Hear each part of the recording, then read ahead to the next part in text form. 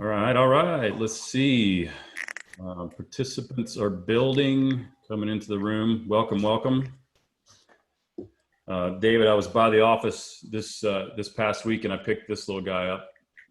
So, David Waddell. I like it. Bobblehead, and now sits belovingly on my desk. That is a handsome bobblehead.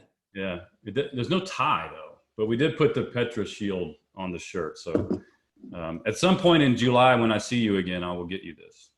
Thank you. 226 participants so far, so keep coming in. And I'm going to move pretty quickly through some introductions, not spend a lot of time on that because I know how important this particular topic is. Quick overview in the chat box. So I did put some additional resources.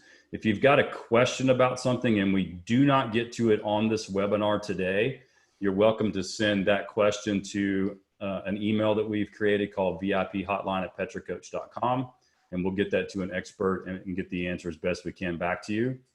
And we're also offering, and I'll recap this at the very end as well, we're offering 15 to 30 minute kind of interactive calls, and you can schedule those online, and we'll put a coach on the phone with you to answer any questions you may have. It doesn't have to just be around the CARES Act or PPP or any of that. It can just be anything that you want to ask.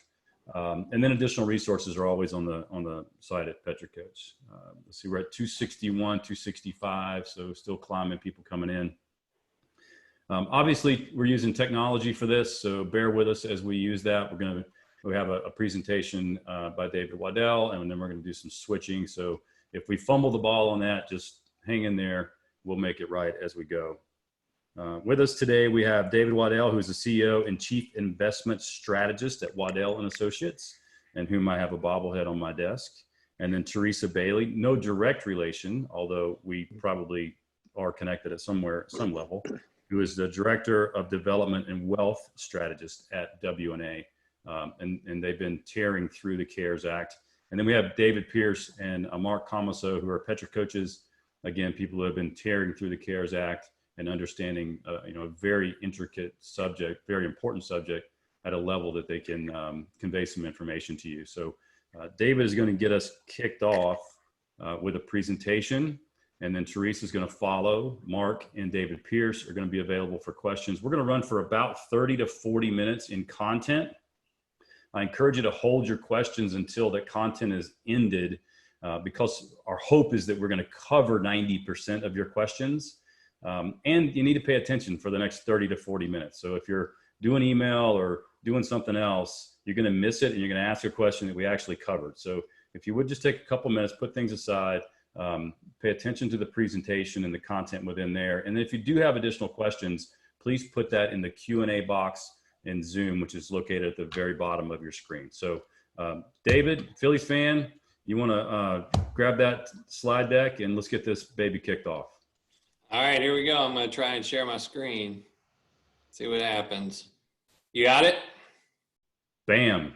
There it is. Nice job. All right. So good morning, and thanks for joining the presentation. We're honored to be invited back by Petra as a resource for all of you in these turbulent times. And certainly Petra should be commended for getting such great content out so quickly to everybody. I'd expect nothing less of Andy and his team, given all the good work they've done for us over the past 10 years. Andy, we're a better business because we work with you, so thank you for that. Thank you, David. So here's the agenda. Like you said, I'm going to go through, I cannot do anything without slides. So I'm going to go through just a brief macro orientation, and then I'm going to hand the microphone and the clicker to Teresa to talk more micro about what's in the CARES Act, how it's relevant for your business, that although they passed the act, there's still a delay in sort of getting things up and implemented. So you don't need to feel like you have everything figured out today. You've got a little time before implementing. But this will start getting those thoughts moving, I think, in your head. So with that, and with the all clear, I'm going to go ahead and do a little macro. Run. All right. So this isn't the first pandemic that we've had. I'm going back to 1900 here. We've had 4. You probably know this already, but we had a big nasty one back in 1918. We didn't have any antidotes. We didn't have any vaccines. We just sort of had to wait it out. And that was a particularly deadly virus in the middle of World War I. Then we had another in 1957. We had another in 1968, similar strain that came back on us.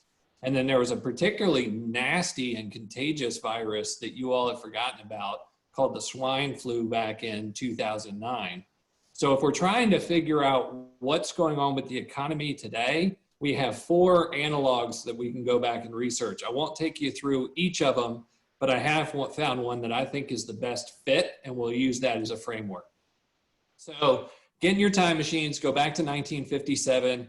Here are some stats from the Asian flu. The reason why I feel like this is a good analog is not only was it a deadly disease, it also created a bear market, and it also created a recession. I expect that from the coronavirus as well. So back in 1957, sadly, 1 million people across the planet died from the Asian flu. That amounted to about 0.3% or 0.03% of the global population. There was a bear market. It was a 21% drawdown in price in the Dow Jones Industrial Average while the fatalities were climbing. There was a hard stop recession. That's why this is such a good analog, is we did go into quarantine and isolation and social distancing, and there were plenty of media reports. So we were caught up at that time, not in quite the fervor that we've gotten caught up in today, but certainly with concern of the virus, people backed out of the economy. And in fact, in the the first quarter of 1958, there was a drop off in consumption, which has only happened in 4 quarters since 1955. So it's a perfect analog for what's going on.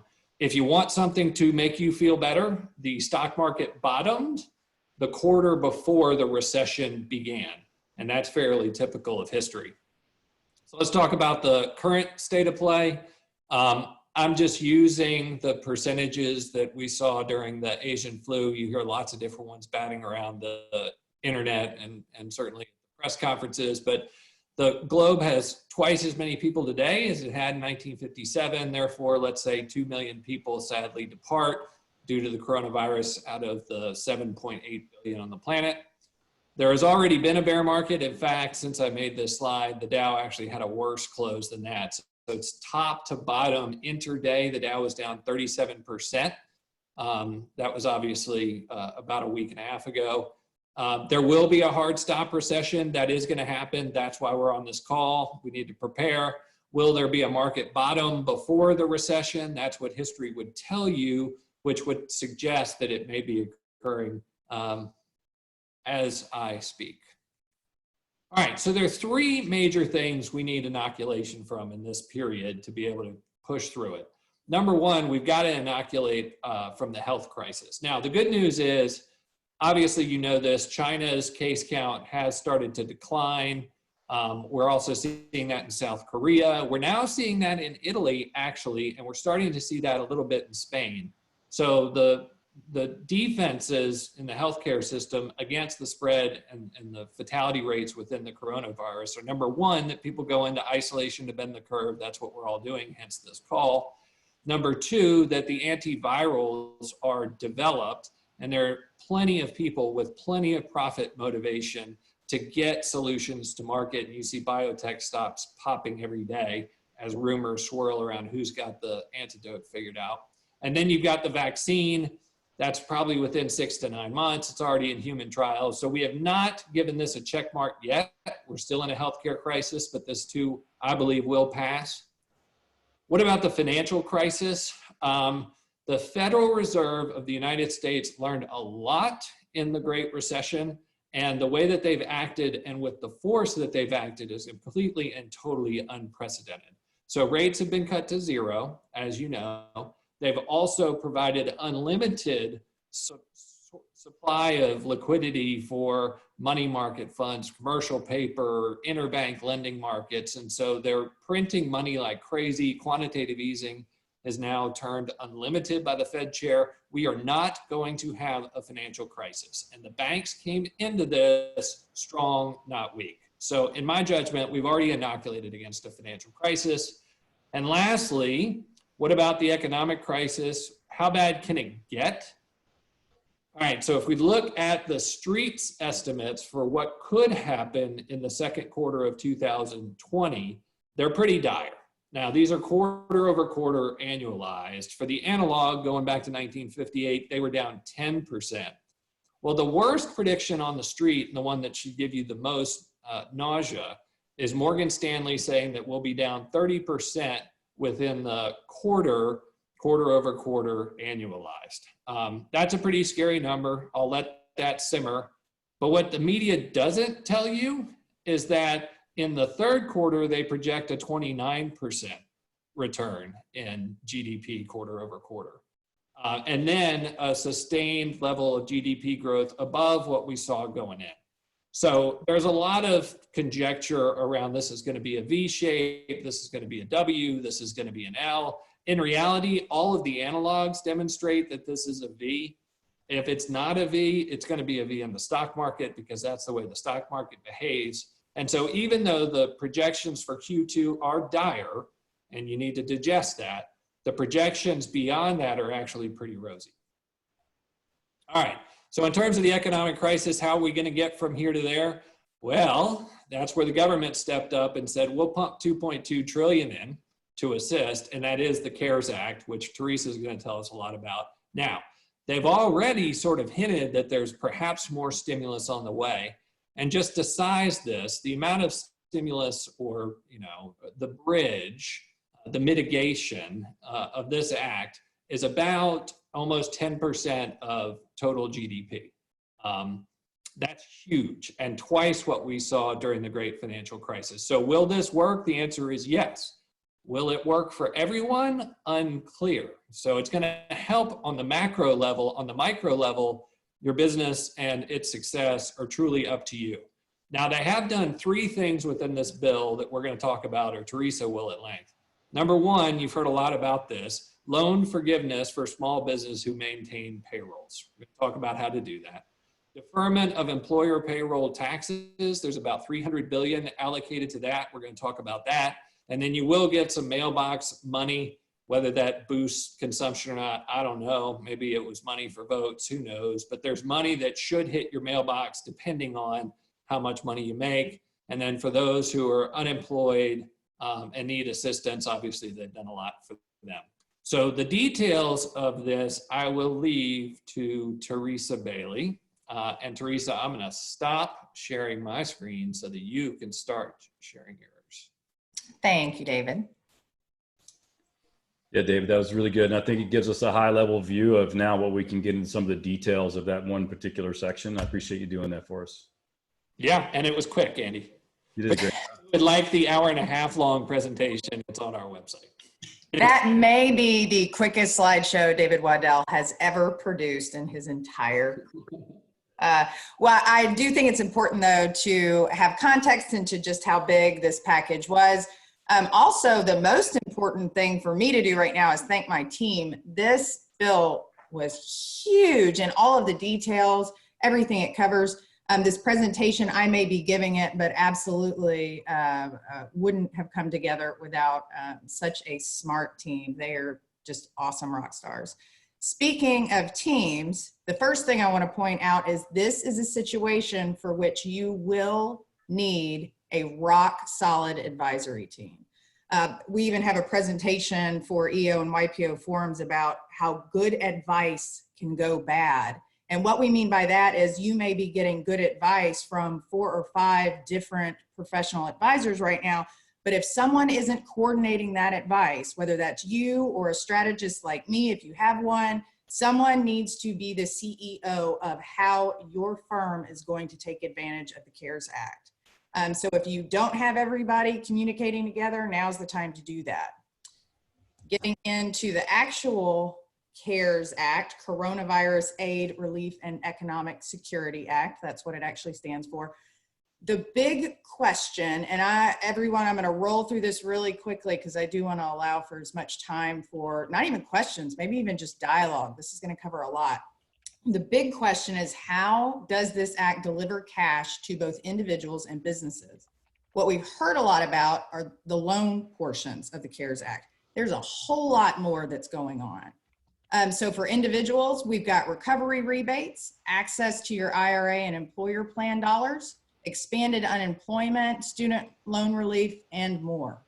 Businesses, we have the emergency grants, existing SBA loan payment relief, the payroll tax credit, payroll tax deferral, and payroll protection loans, that PPP program everybody's talking about.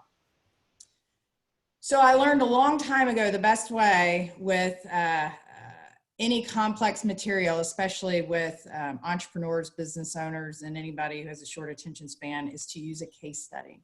So in honor of life being so dang surreal right now, our case study is Willy Wonka and his chocolate factory.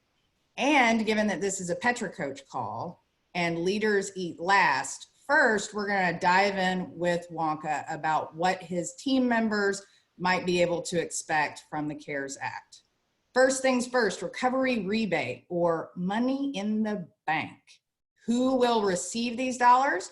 You must be a U.S. citizen or resident, not a dependent of someone else. So if your firm has a lot of college kids who are working full-time and full-time students, if they are dependents of their parents still, they will not be covered. Work eligible Social Security number, and your AGI needs to be under 75,000 if you're a single filer, 112.5 for head of household, and then 150,000 married filing jointly. Phase outs will apply after that. They're a little bit complex on this one. I'll get to that in a second. How much will they receive?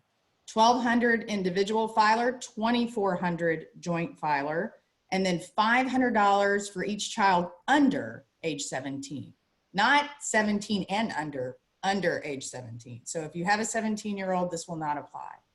The amount of the phase out is $5 for each $100. So it depends also on the amount of children. Think of this rebate as a bucket, the maximum amount you could have qualified for, and then they're going to strip away some dollars if you're over the phase out amount. If you have no children, your sort of guardrails are if you make over 198 together, married filing jointly, you would not get this rebate amount, or single filer of 99, you're out of luck on that. Other notes for Wonka as he helps his team get through this and also helps himself understand if he has to have layoffs, what they might have to be able to take advantage of. He needs to guide them to verify the direct deposit bank account they last used on a tax filing, because that's where the money's headed. If you use direct deposit on your tax return, that's the place they want to send it. If that bank account no longer exists, that's going to be a problem. You also need to guide them to verify the mailing address on the last return they filed. If they've moved, they need to use Form 8822. The reason is if they moved and they changed their bank account, there will be a letter issued within 15 days of the direct deposit. And so if you've moved, change your bank, close your bank account, and then you didn't update your address with the IRS, it's going to be one heck of a mess. Also, just a few quick notes. If you haven't filed your 2019 return, you may want to go ahead and file it now if it is more favorable for this rebate. If your 2020 income is below those thresholds I mentioned, you may, if your 2020 income is below the threshold, but it was above it for 2019, you'll still get the rebate, but a year from now with your 2020 return. So if you don't qualify for 2019, but your income drops this year and you do, you'll just have to wait a year to get your money. If you get money on your 2019 return and you get it deposited now, but then in 2020, when everything rebounds, you make more money, they will not claw it back. And then another item of note, it's not going to be taxable income. Okay, next on the list of help Wonka's employees can receive. If someone is diagnosed with COVID-19, their spouse or dependent is diagnosed with COVID-19. And here's where a lot more people will qualify. If they experience adverse financial consequences as a result of being quarantined, furloughed, laid off, or having their work hours reduced because of COVID-19, or they are unable to work because they lack childcare during this time, they will now have access to funds in their IRA and their employer plans. So that's where Wonka needs to pay attention. his employees now could have access to Wonka's 401k plan. When and how much, it'll be up to $100,000 in combination of IRA and employer plans. It can happen anytime in 2020. So if there was a withdrawal in January, that will retroactively still apply to this. They made it for the entire year. Taxes owed can be spread over a 3-year period. You must decide. You'll either pay it in tax year 2020 or you'll defer it and pay it over 3 years. You can't pay a little here and pay more later. The withdrawal can be repaid back into the account over 3 years. 20% mandatory withholding out of the 401k can be waived if they note that it's a coronavirus-related distribution. And the 10% early withdrawal penalty will be waived for those under 59 and a half.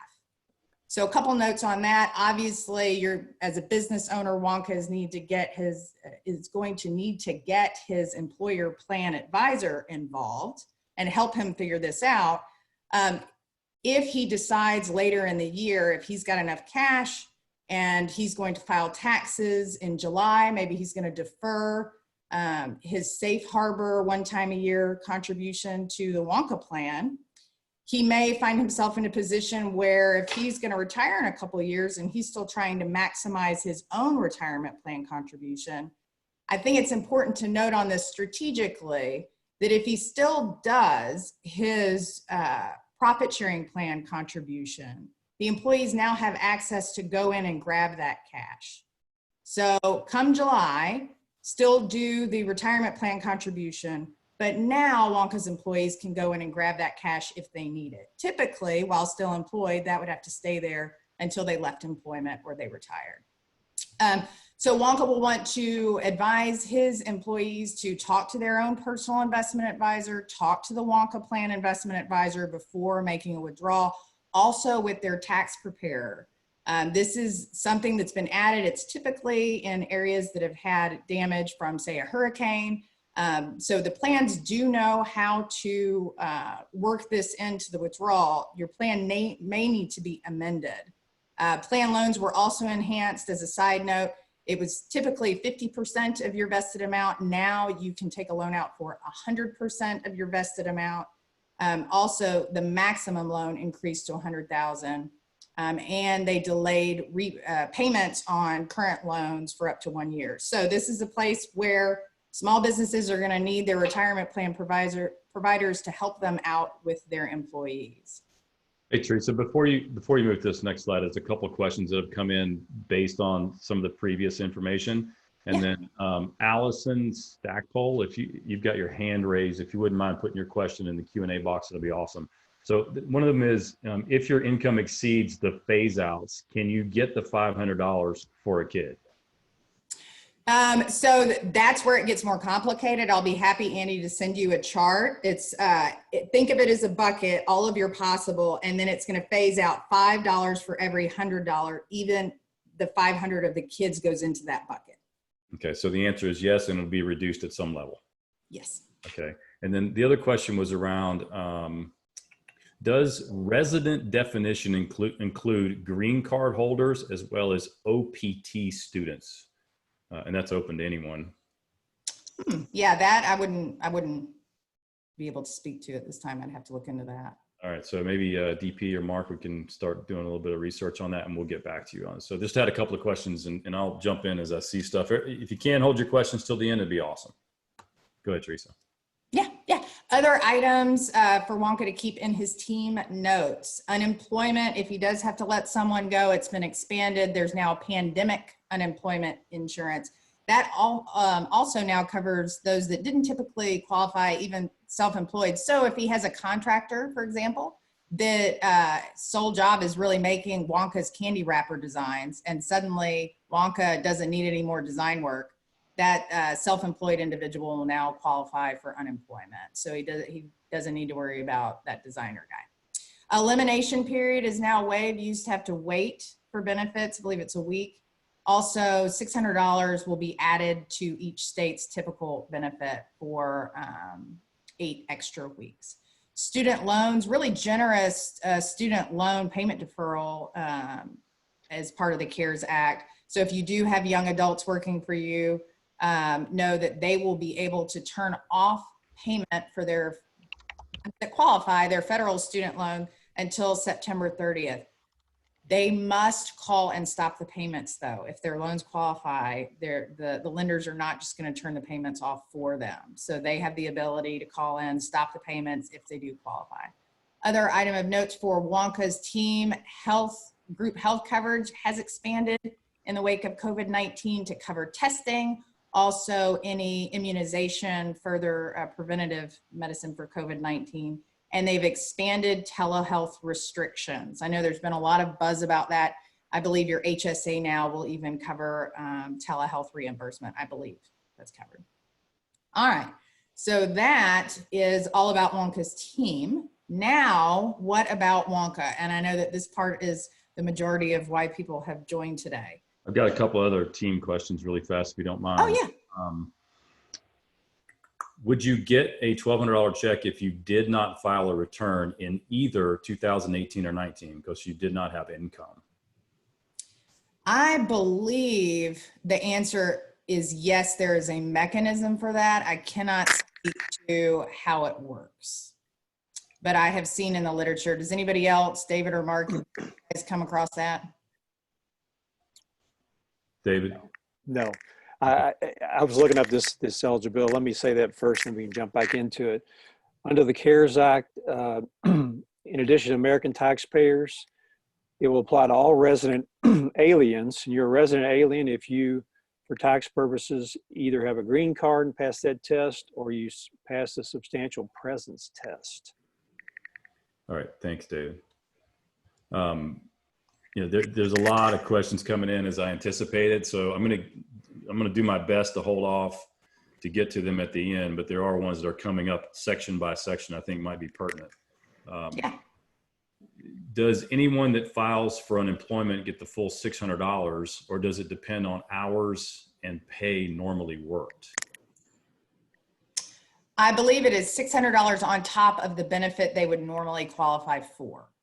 So you do the math on what they would normally qualify for, then you add 600 on top of that. Right, and the period of time is a 4-week period of time, is my understanding. I couldn't speak to that one. David, have you heard for times on that? 4 months.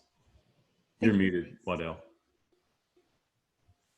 Oh, you get 8 weeks of that benefit, is that? 8 weeks. Yeah. Yeah, so does that mean $600 per week for 8 weeks?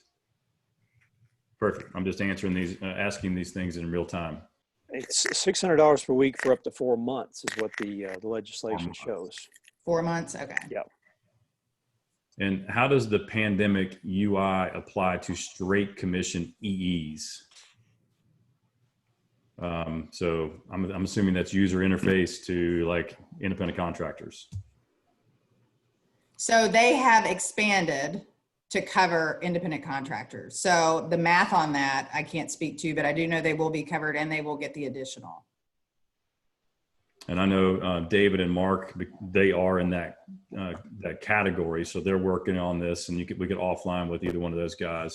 For early IRA withdrawals, you say the amount can be repaid over 3 years. Does this mean the funds will be repaid, or can this just be used and not repaid back to the IRA? You can repay it back. If you want to take the money out and then deposit it over time, you have a 3-year window to do that. If you wait to year 4, you can't get it back in there. You would deposit it through payroll deposits at that point into your retirement plan, into your IRA. It would be a non-deductible contribution. Okay, one more in that particular category. If an individual has a very low income and gets financial aid for school, any thoughts if taking $100K, she has an inherited IRA, would affect financial aid analysis?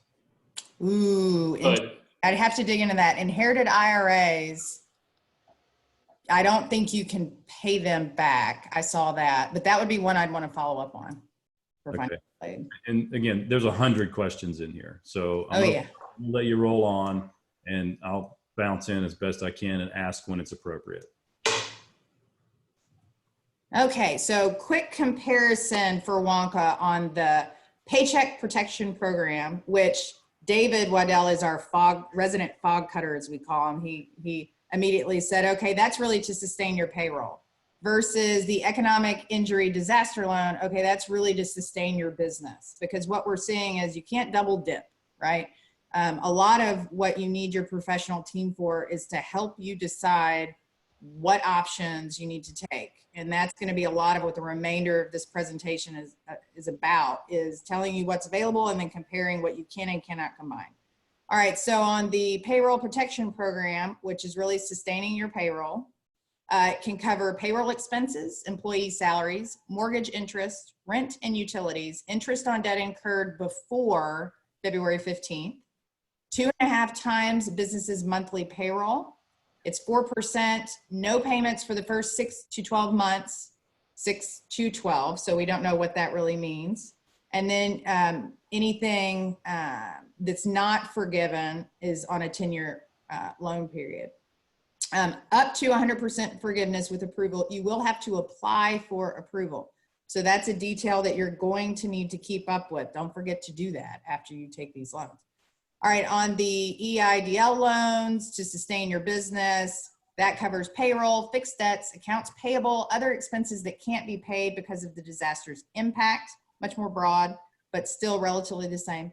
Up to $2 million, 3 3/4 annual percentage rate, much longer, up to 30 years to repay that loan.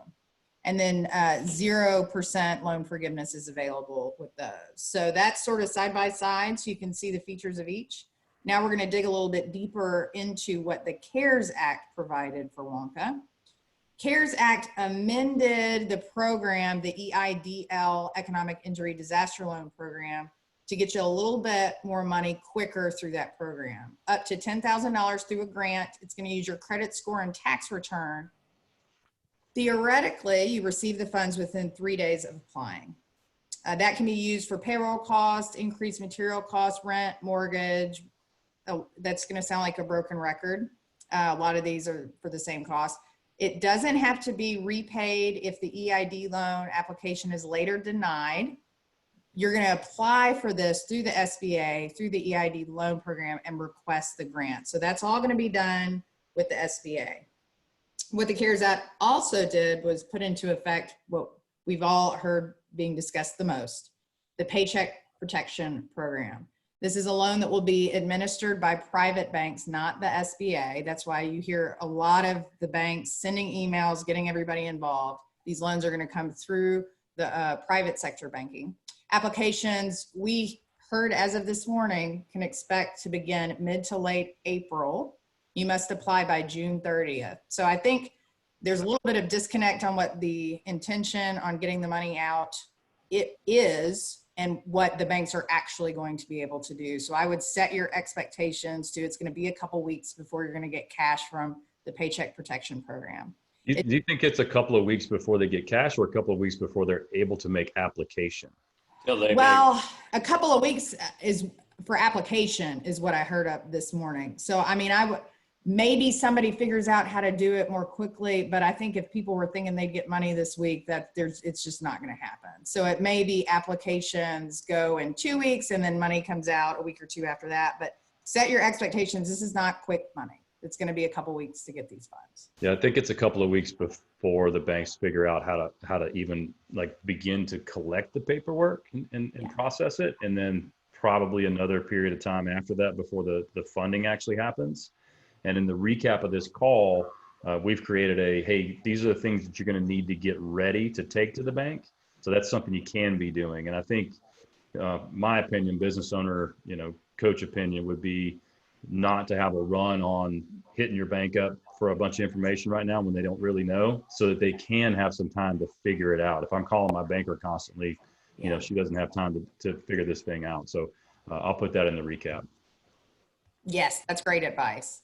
And the application must be submitted by June 30th. So even if you're in a situation where you're not, complete dire straits strapped for cash, but you still are going to need some later on by June 30th, you can get that application in.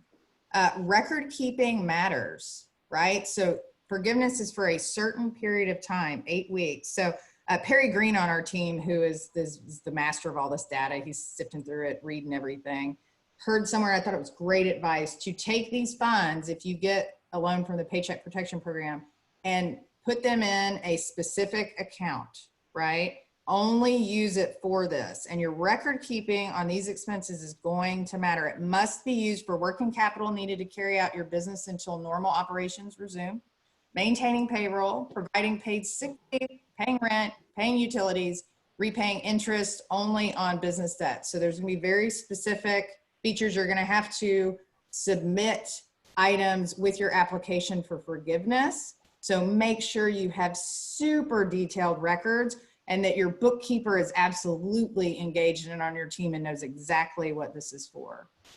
This is intended to cover the same losses as an EIDL loan. So in all of this, think through, they're not gonna let me double dip, right? So if you're using an EIDL loan, you already have to pay some of these expenses, that portion's not gonna be forgiven. So in all of this, you sort of have to strategically approach your situation knowing that you're not going to be able to double dip. So if we go on to some actual math, and I'm going to acclimate everybody to the screen because I know this is a little much. Can you guys see my cursor? Yes. Okay, perfect. So what we've done is we've divided this into employees making less than 100,000 a year and employees making more than 100,000 a year. And the example for Wonka is March through December of 2019, he had 11 full-time equivalent employees. So we've got 10 months right here, March through December, he's got 10 employees, and we've done the math for you on their payroll that can be considered. January through February of 2020, he lost an employees down to 10 full-time employees. We've done the math right here for those 2 months. And then we've totaled up the 12 months and done the average over here for you. So as we walk through for employees, well, let's just start with employees making more than 100,000 a year. That math is easy. They got a capped monthly payroll. So you see it right here. It doesn't change. Their total for one employee making 100,000 is 100,000 for the year. But for employees under that 100,000 threshold, you've got to do a little bit of math. So we've got average monthly salaries, wages, and tips per employee. We've got average monthly health care per employee, average retirement benefits per employee. Rolled all that together for average multiplied by 10, you've got 46,250. That one employee dropped off, you're down to 41,625. So of your employees making under 100,000, you have 545 right here that gets added up into the queue. So that's your total payroll to be considered for that 12-month time period, 645,750. So now we talk about the borrowing factor for the Paycheck Protection Program. If your average monthly payroll is 645,750 divided by 12, that's 53,812.50. You're going to multiply that by 2.5, and that gets you 134,531.25. That is your max borrow amount with this loan. Andy, you want me to stop or move on? You have questions coming up about that? There are questions. Are paid bonuses include in average salary calculations? Should be. It's a total comp. Yeah, total comp. Are healthcare retirement benefits excluded for employees over 100K? It caps out at 100, so it's not on top of it. All of it goes into the 100K bucket. So it doesn't matter how you get there, it's still one number. Exactly. Save for the end. Let's see. This question's asked about 6 times in there. Can you apply for EIDL and PPP? I keep hearing conflicting stuff. Yes, and we keep hearing conflicting stuff. So my understanding is there is a mechanism to have your EIDL refinanced into your Paycheck Protect, the PPP loan. The details on that are going to be pretty interesting because my understanding is you have to say that you've not applied for the EIDL loan when you do the PPP. So the nitty-gritty mechanics of that, are yet really to have much clarity. I think we'll know that. Yeah, that once the banks start figuring out what the underwriting standards up, that stuff will be clear. So the data on that's not going to clarify, I think, for another 10 days. And so my understanding is the question is, can I apply, right? You can make application anywhere you want. Don't have to accept it. There's no reason to go ahead and not, like, they just go ahead and make the application for SBA, and then make the application when the time comes for the other. I mean, you may not be approved anyway, but application doesn't do anything, right? Exactly. And when we get to a later slide, you may realize that the PPP wasn't all you thought it was going to be. Everybody hears free forgiven loan, and that's great. But if it precludes you from doing some other things, you may decide you don't want to do it. All right. So keep going. Okay. We're going to have to do a lot of these after, so I knew this was going to be the case. There's a lot of content. All right. I'll try to roll through the rest of it as quick as I can, though. Okay. So that was how much can he borrow. Now let's talk about how much he'll have to pay back if his employee roster drops down to 8. Remember, he had 11 and 10. Going forward, let's say he drops down to 8. So let me walk through this math. So Wonka can choose which time period gives his business the more favorable outcome. So you're looking for a greater retention rate. That's going to increase the rate of loan forgiveness. So option 1 is basically, think of it 2019 versus 2020. You're going to look at the same time period, February 15th through June 30, one of 2020, one of 2019. Option 2 is all in the year 2020. It's pre-corona event versus post-corona event. So in each situation, you're going to take the ratio of the, in this column, reduction of your employees. So we dropped from 8 to 8 from 11. That was a 72% drop. The amount of your loan was 134. You're going to be forgiven that 72%. So you're going to have to pay back $36,690 in this scenario. If your average number of employees stayed the same or increased, you'd be forgiven all of the loan amount. If, again, you stay with, you had to drop to 8 employees, but you choose to use the 2020 time period, you go from 10 employees to 8 employees. That's 80% that you've been able to retain. So you're going to have an 80% forgiveness of your loan. So you have to pay back $26,906.25 in option 2. So obviously Wonka is going to go with option 2. He's only going to look at the year 2020 for his reduction in average number of employees. So you do have those 2 options when you do the forgiveness calculation. You can compare it to 2019, or you can show everything that happened within the year 2020. All right, moving on. What about Wonka's tax return and the effect of the Paycheck Protection Program loan? So this is interesting. Cash on hand, you're going to receive the loan. Wonka receives $134,531.25. He pays it out in salary. Net effect in his bank account is 0. On his tax return, he will receive $134,531.25 in tax deduction, we believe. So that's all based on regs to come. That's part of the things that we still don't know. Right now, it looks like that can be a tax deduction. They may decide to clean that up on the back end. We shall see. Okay, now, payroll tax credit and deferral. I know that this has been, once you see it for what it is, it's easy, but how the information came out, everybody was very, very confused about this. So for the credit on payroll tax, you're going to have to qualify. You must be need to be entirely or partially shut down by the government, or revenue must be down by over 50% calendar quarter 2020 versus 2019. You cannot combine this with the Paycheck Protection Program.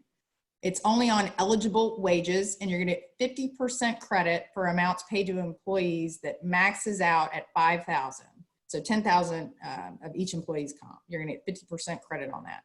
And it's a credit against only the employer share of payroll taxes. I am constantly reminded, especially by Perry in our office and other CPAs, that the IRS frowns really, really hard on you not depositing your employees' payroll taxes. So there is no part of any of this CARE Act where you don't have to deposit the employee portion. This is only on the employer portion. All right, deferral is different. Obviously credit, you get credit for it. You don't have to pay it. Deferral is you defer payment of. So on the deferral side, virtually all employers, remember the CARES Act was 500 and under, virtually all employers, so even the big employers can defer on payroll taxes, but you can't do it if you're using the PPP. And what you defer is only the Social Security portion, that 6.2% of the employer's payroll tax liability. And it's done for the period of March 27th, when the CARES Act was signed, through December 31st. And the deadline, you don't have to make any deposits for that Social Security portion between that window. When you do make the deposits, 50% will be due 12/31/2021. So next year, 50% will be December 31st of the following year, 2022. All right, so that is a little bit on credit versus deferral. If we go on to the next one, we'll talk about eligibility for that credit. All right, so how you qualify for the credit. Let's compare these two companies, right? So company A, 2019, 100,000 each quarter, total annual revenue was 400,000. Company B, 100,000 in each quarter, total annual revenue also 400,000. Company A, however, experienced an initial 50% drop in quarter two in their revenue, not their profit, their revenue. That's really important to note. And it stayed below 80% of quarter three 2019 in quarter three 2020. So it dropped 50 and it stayed below 80%. So company A can take this credit for 2 quarters. Company B, however, never dropped below 50% over the previous quarter. And so they never got to use the credit. So your revenue must be down by 50% over previous calendar year, or if you were shut down, mandated that you were shut down, you can use it as well. When might it make sense to take credit, the credit over the PPP forgiveness? If your average employee makes more than 24,000 and your headcount is expected to stay the same, if your business still has the ability to rebound quickly, and you may not qualify for the credit at all, given how your cash flow is working. The math on that 24,000, by the way, is over here on the right. 24,000 divided by 12 is 2,000. Payroll protection program, you're gonna get 2.5 times that average payroll. So the break even is employees that make $24,000 a year. When to choose payroll tax credit over the loan forgiveness of the PPP, your average employee makes below that 24,000. You expect significant layoffs until after June 30th, and your business is in survival mode, not rebound mode, right? So that I think that's the two things that really are 2 different buckets in each of these categories. Are you gonna rebound quickly, or are you just in survival mode? All right, and then deferral over forgiveness. When is it better to take the paycheck protection loan or the payroll deferral? Take the PPP. The loan's 2.5 months of payroll paid by the government. The payroll tax deferral is 6.25 of compensation. So it's basically 3.25 weeks, and you still have to pay it back later. So if you have the option between those two, you go with the PPP. All right, so with all of that and all those details, I said this was a Wonka themed presentation. So I want to land on who's going to help you find your golden ticket, because it's not one size fits all for everyone. Everyone is in a different situation, the type of business that they're in, the type of employee they have, understanding how your business can and cannot use each of these and strategically use them together and discuss it with your employees and manage the details with you. You're going to need to engage your full team. Very, very important. Obviously, we can help with that. That's part of what we do as strategists. And I know, Andy, you have resources. I put together a couple of things on our end. We do have a COVID-19 resource page that we've put up. If pop-ups are allowed, you can go to our main page. If not, I've listed the address right here. I also did a sly.do where, I think I'm a little too old now to know all the jargon correctly. But if you type into your browser sli.do, and then it's going to ask you for a hashtag, Waddell Cares. It's a little poll I put together where if you will just let me know what you are most confused about, we're going to have follow-up content. It's a word cloud that gets created. I'm going to do follow-up content based on the things that everybody is most confused about. So I know, Andy, you have questions, but this is another way to tell us what you need help with. You can also opt into our email list by texting Petra Coach to 44222. Obviously, for those, this is on replay. I've got the Petra Coach COVID-19 website. Style Blueprint is a firm here in Nashville that does digital marketing, and their content for this has been absolutely tremendous. So I highly recommend visiting there, as well as the SBA and the U.S. Chamber sites. All right, awesome. And people are starting to drop off, so I want to get to these questions because I think the questions are important for people to hear. If you are a business, and I'm going to like yes, no, really short and brief, right? So if you are a business owner and the only employee, can you use PPP? My understanding is yes. All right. And if you get denied for PPP, can you get the PR tax deferral? If you are denied for PPP, yes, I believe so. Okay. You wouldn't be using the This is PPP. for everybody. If you have a quick answer, do furloughed employees count toward the employee reduction?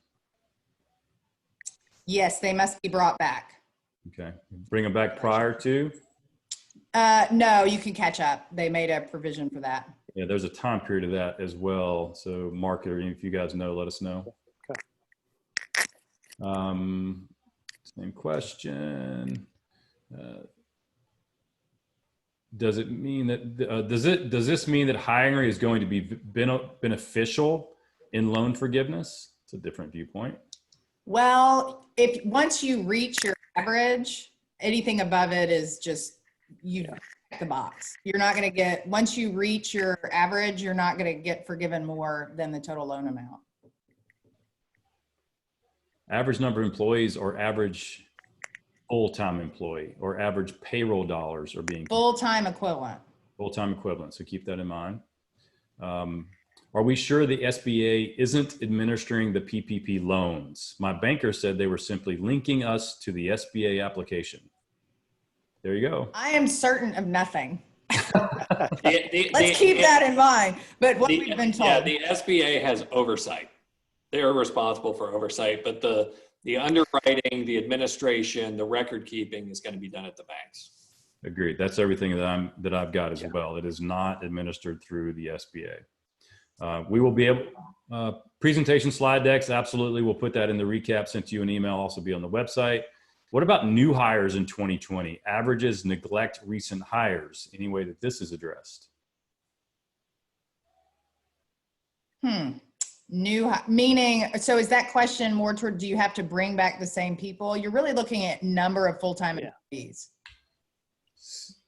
Average number of full-time employees over the last, well, you have two different time periods, but over the last 12 months, let's use that as the example. But if I, hired 50 people in the last 30 days, my average is going to be very different, correct? It will be different, but it'll be weighted. So you only have 1 month.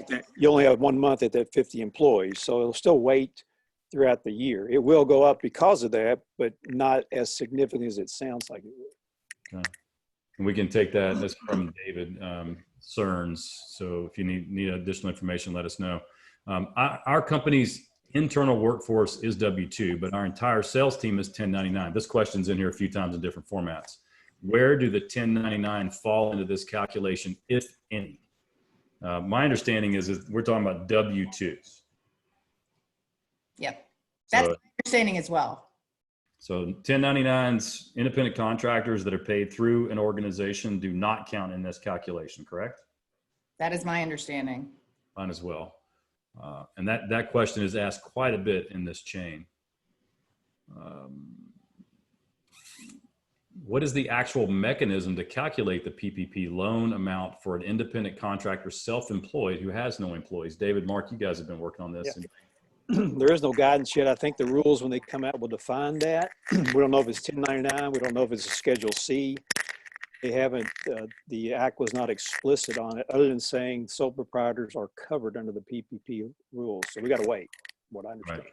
And I know you guys are having a meeting later today on that, or tomorrow. So if you want to send, if anybody wants to send something to the hotline, we can get that over to these guys. Yeah. And then Teresa, in your calculation, you strictly used payroll, right?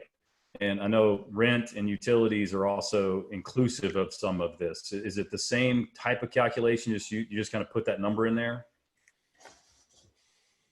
David, I saw you shaking your head. Are you? Well, because you're going to get a check, and you can spend that check on what's qualified. So it's still going to calibrate to your payroll. Yeah. And use it for mortgages, utilities, et cetera. Yeah.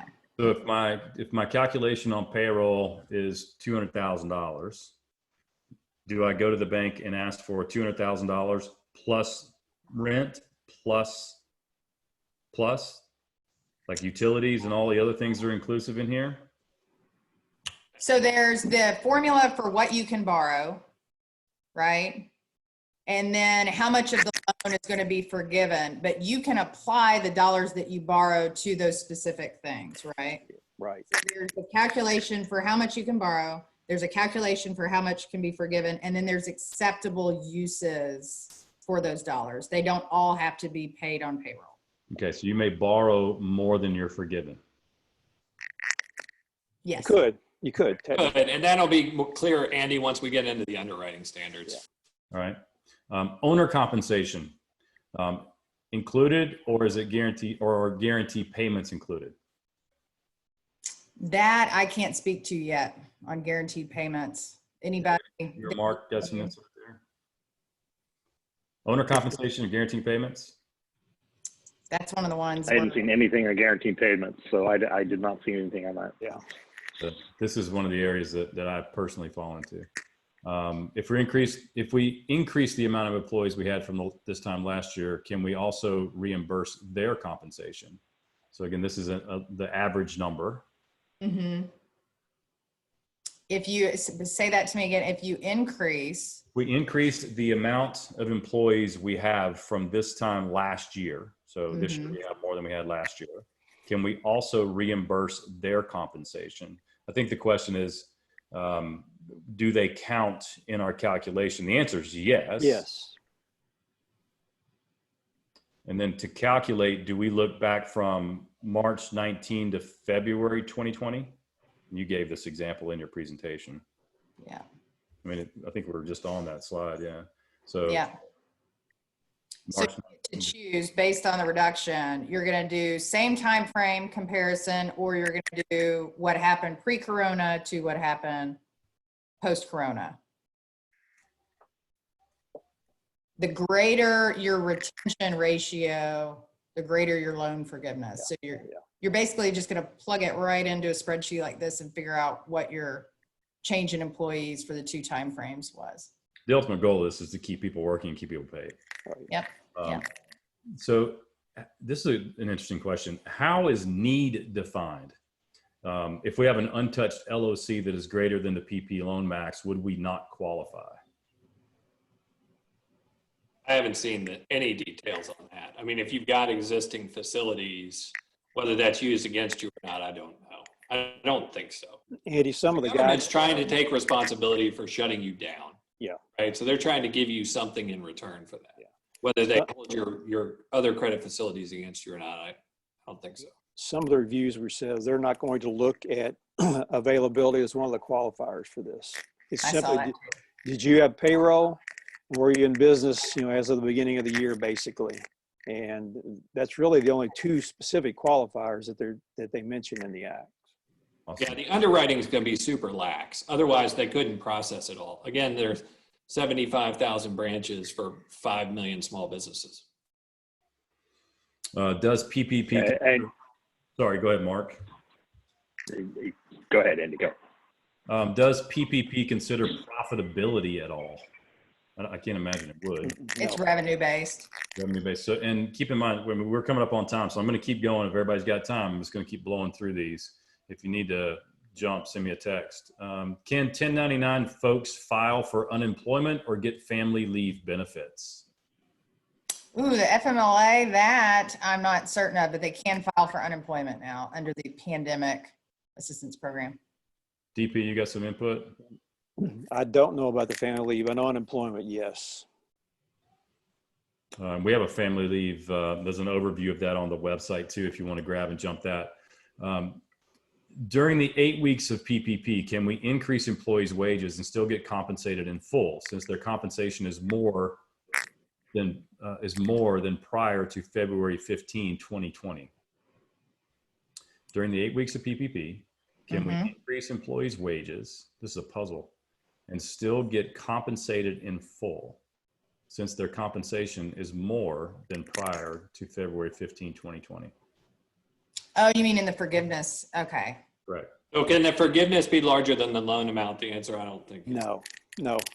I don't think you know. Oh, no, you can only be forgiven up to the amount of the loan that you took. The loan that Right. was based on Right. average number of payroll. Yeah, Brian says, I don't think PPP was revenue based. I thought it was just number of employees. I don't think it's based on whether you generate revenue or ready to generate profit, right? The revenue applies to the tax credit. Okay, tax credit only. Good. If all our employees are part-time, can we apply, or is this only for full-time employees? Full-time equivalent is my understanding. David? Yeah, full-time equivalent is what I understand. Does this apply to companies with 300 employees? Yes. Yeah, There is no, what's the stipulation on this from a number standpoint? Is there one? 500. 500. 500.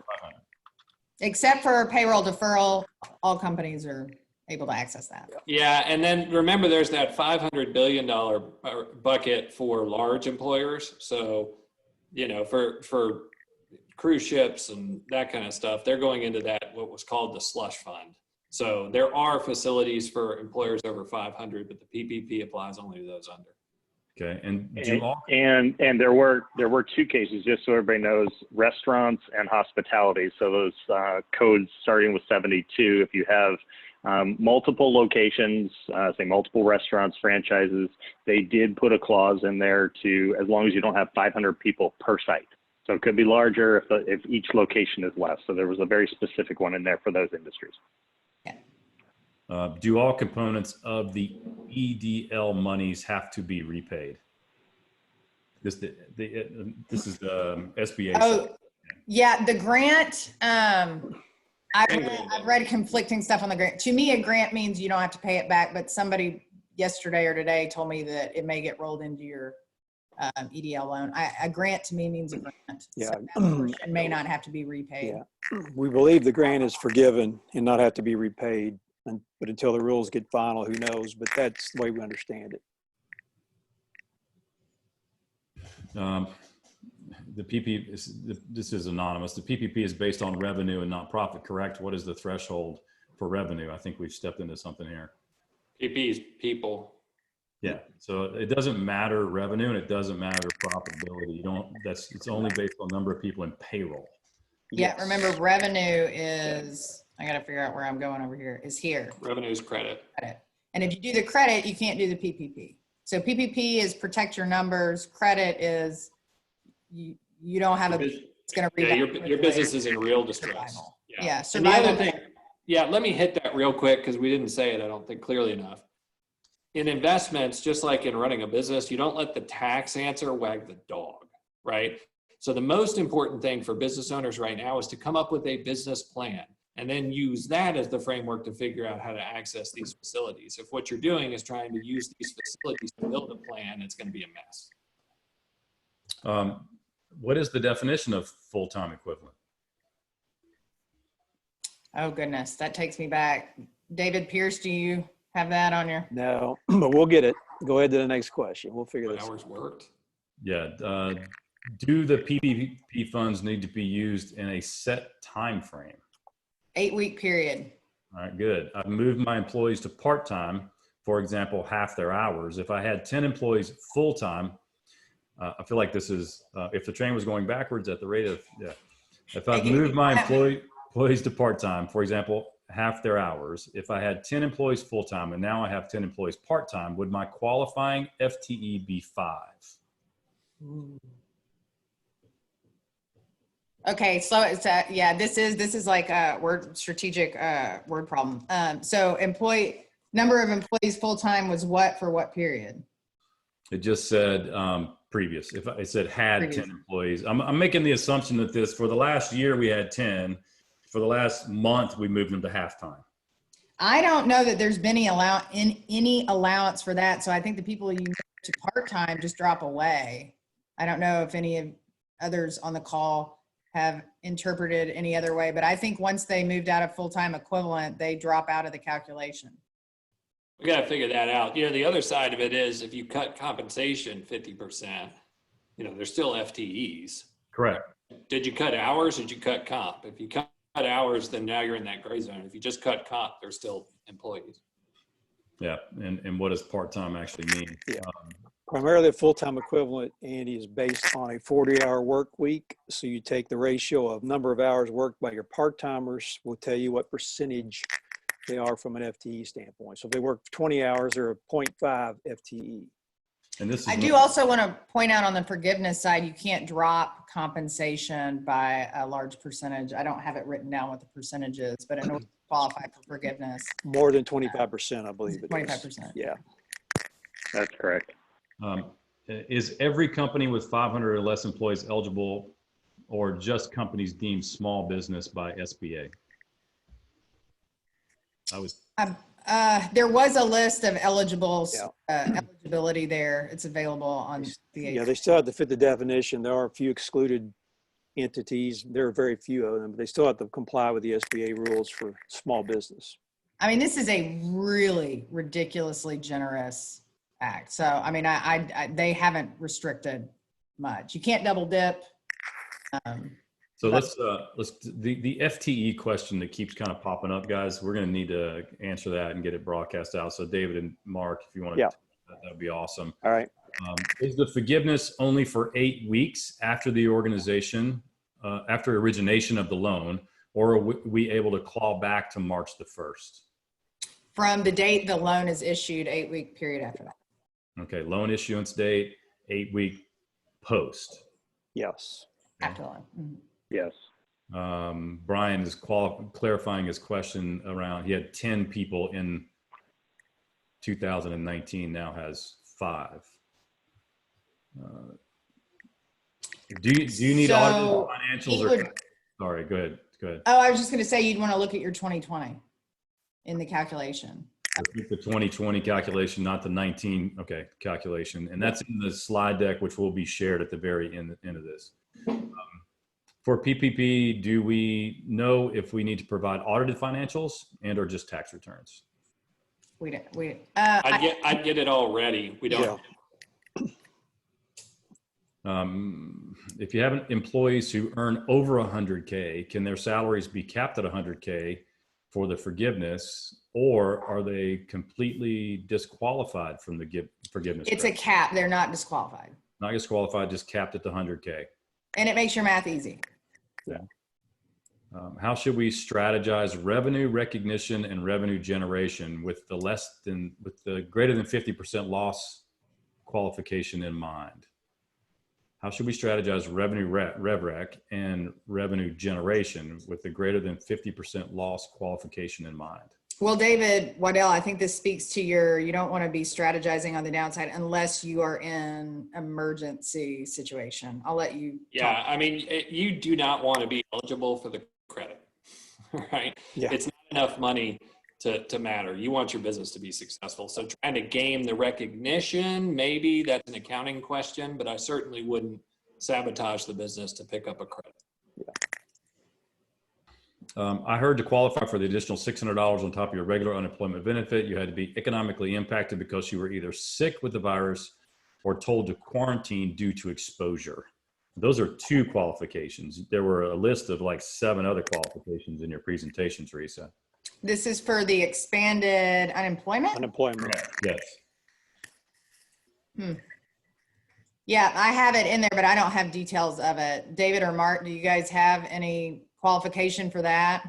I haven't heard that there's a decision tree once you go down there, whether you get the extra or not. Yeah, good luck with the audits on all this stuff. Yeah. When in doubt, check the boxes. Yeah. You didn't hear that from us. If I don't get to your questions or you don't get a good solid answer, just submit it again through that VIP hotline at petracoach.com. We'll do the research on and get it back. Yeah. Can count towards PPP. If we furlough someone today, does it count towards the PPP calculation as long as I bring them back when PPP kicks in? Okay, so we're talking about how much can you borrow? That is up to, Yeah, Teresa, the question is, when do I strike my payroll date? Is it pre-corona? So if I furloughed people this week, my understanding is this window is a time period where you're going to have some leeway. Once the PPP starts, you're going to be able to bring people back. So everything I've seen has been February timeframe. David or Mark, have you guys seen anything different? Yeah, that's what we're saying. It all depends on when these rules come out and we can start making applications. So I think that's going to be redefined when the rules come out. But yeah, that's what we're seeing. February's the time frame they're looking at right now. And I mean, I think they know everybody's just trying to make decisions on, you know, the cash they have in the bank. So they've been, as I said before, pretty generous so far.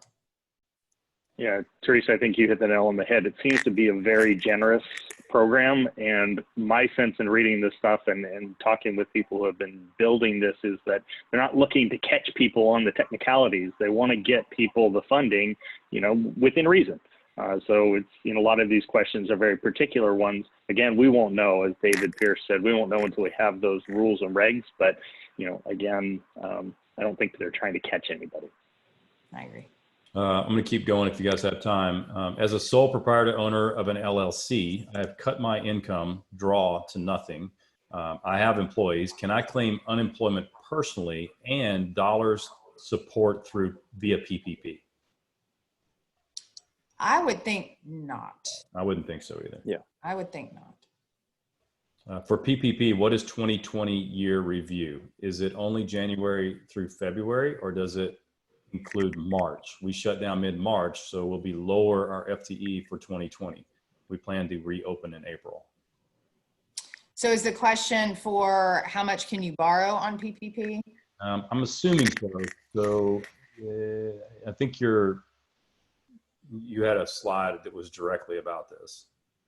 For PPP, what is 2020 year review? Is it only January to February, or does it include March? So that the slide that you had that had, you know, 2020, exactly. Yeah.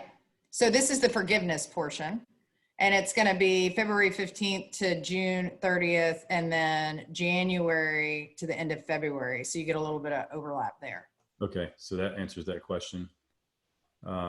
We are seasonal. The government facility we operate in was shut down. As such, no employees were brought on for the spring season. How does FTE apply to this case? There is a mechanism for seasonal employees. I don't have the details on that. I don't have a slide, but I do know it's addressed. It's in there and it's complex is essentially the answer. If I have 4 employees making more than 100K, my cap is 100K for each of those employees for a total of 400K. Good question and answered it. The 8-week period where PPP would be forgivable must take place before 6/30. Example, someone who originates the PPP loan in 6/1, the 8 weeks would go past that, correct? You have to apply by the 30th. So I haven't seen this addressed specifically, and not all things follow logic, but if you have to apply by the 30th, I would think that 8-week period happens whenever your loan comes through, which could be mid-July, depending on the turnaround, and then your 8-week begins. So that's something to be strategic about as well. When you may have to apply right now because you got to get your payroll stuff figured out. Yeah. And I will also state that the provisions on this can change as the situation changes. And like I mentioned, there may be another stimulus behind this one as well. So I think some of that stuff is going to calibrate to how the disease progresses. All right. I do think it's pertinent. I did see a question in there, Andy, though it is and I'd look to David and Teresa to help too on this, but the funding is a fixed amount, right? We know it's $360 some odd billion. Once that money is gone, it will be gone. So if you're a leader and you're thinking, oh, you know what, maybe I'll wait a little bit longer to bring people back and use this, so I won't apply, it is going to get used up. So it is going to be a bit of a gain. Good point. Go ahead, David. And it's not enough. It covers 50% of payroll for like a month or something. Yeah. So that's why they're talking about a subsequent. So that's a good point. I mean, getting first in line might be the best decision. All right, we're about 15 minutes over, so I'm going to call it. There's about 15 or 20 more questions that are in here, chat box. So I can get those addressed via email. Again, if we didn't get to your question, or you didn't get good clarification, or the question was answered and it generated 12 more questions, there's going to be a lot of questions. So bounce those to us. Again, VIP hotline at petracoach.com. We'll get them to someone that can answer them. Teresa's got a slide up here. There's lots of ways of getting in touch with us. There are tons of resources online. We're going to take all of these questions and the answers and put them in an FAQ format so that people can just go in, find a question, and find an answer to the question. Because as you can see from this format, the same one gets asked over and over and over again. So with that, thank you so much for attending. I really appreciate the information. Teresa, you did a fantastic job. David, you were pretty good too. Thanks, Coach. There will be a recap that goes out in an email to every person that was on this, both the video replay of the presentation, as well as a written recap of the information, along with a lot of the other pieces that go out. If you need help with any of this stuff, jump on some of those resources that we gave you earlier. If you want somebody to engage with you to help you through this process, let us know. We have resources. Obviously, Waddell and Associates is available as well. So everybody stay safe, everybody stay well, and let's get back at it. Thank you. Thanks. Thanks, Amy.